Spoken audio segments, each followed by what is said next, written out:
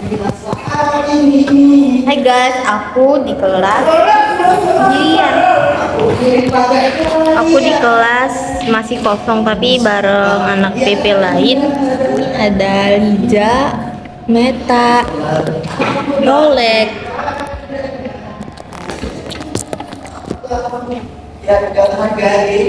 Dan lagi. Nyanyi udah malam. Buat makan dulu.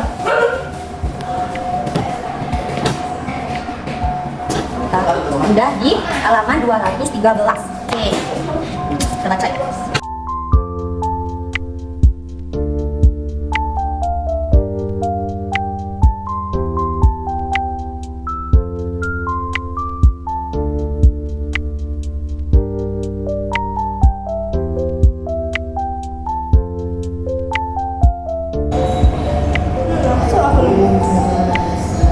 Nggak apa nih, nggak apa. Lija.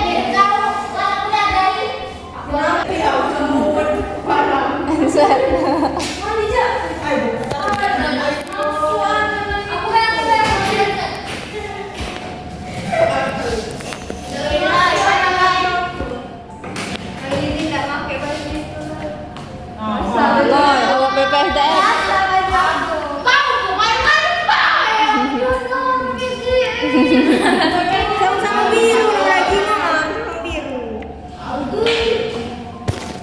Kok gak masuk konten aku, cinta jelek. Padahal aku lagi seru. Enggak benar. Masih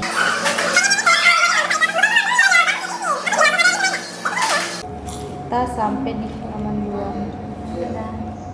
Cinta dan makan. Mau. Wih, 900 TV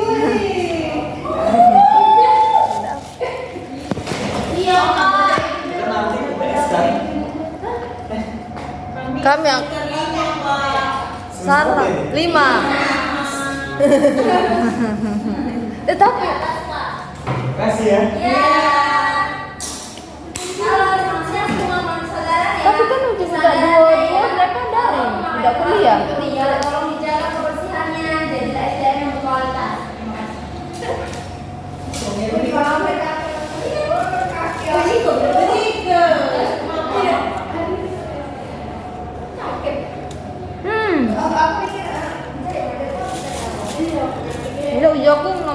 Enggak.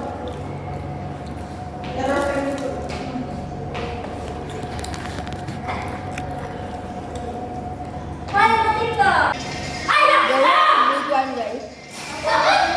Yang waktu kita bermain ke sana tuh ambilin. Minta oh.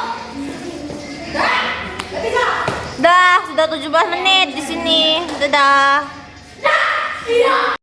A few moments later. Halo guys, di sini aku mau review buku ujian karya Terelie. Buku ini penerbitnya Sabakri dengan jumlah halaman 320 halaman, cetakan ke-13 Juli 2023. Jadi aku baru beli, juga baru baca. Di sini aku sekarang mau review atau meresensi dari buku ujian ini. Di belakangnya ini nggak ada sinopsis, ada tulisan ini tentang persahabatan, tentang cinta, tentang melupakan, tentang perpisahan, dan tentang hujan. Bukan melupakan yang jadi masalahnya, tapi menerima. Barang siapa yang bisa menerima, maka dia akan bisa melupakan. Hidup bahagia. Tapi jika dia tidak bisa menerima, dia tidak akan pernah bisa melupakan. Itu adalah salah satu quotes dari novel ujian.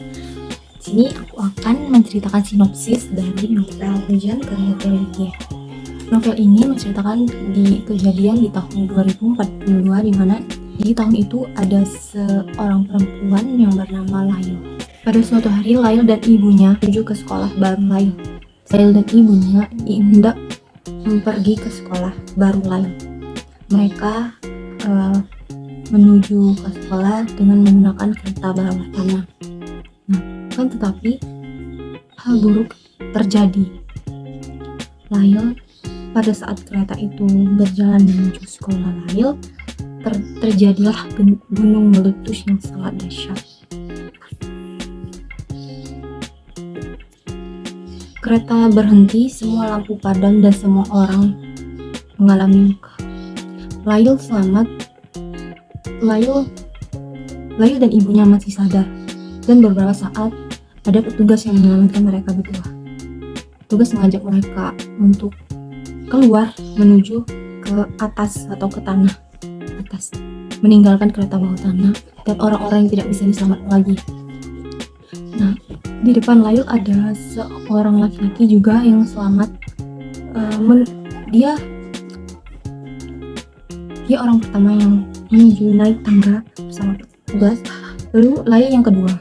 Lail naik, tapi saat Lail naik terdapat guncangan yang hebat, gempa susulan. Yang ibu Lail yang berada di bawah terjatuh ke dalam lubang itu. Nah, kan tetapi ada suatu hal yang buruk terjadi saat menuju sekolahnya itu. Di kereta bawah tanah terjadi gunung meletus yang sangat dahsyat, sehingga Lail harus kehilangan ibunya. Tapi saat ingin menyelamatkan dirinya untuk menuju ke atas menggunakan tangga darurat itu, Lail sempat ingin terjatuh, tetapi diselamatkan oleh seorang laki-laki yang lebih tua darinya, beberapa tahun lebih tua darinya. Dia menarik tas Lail dan menyelamatkannya.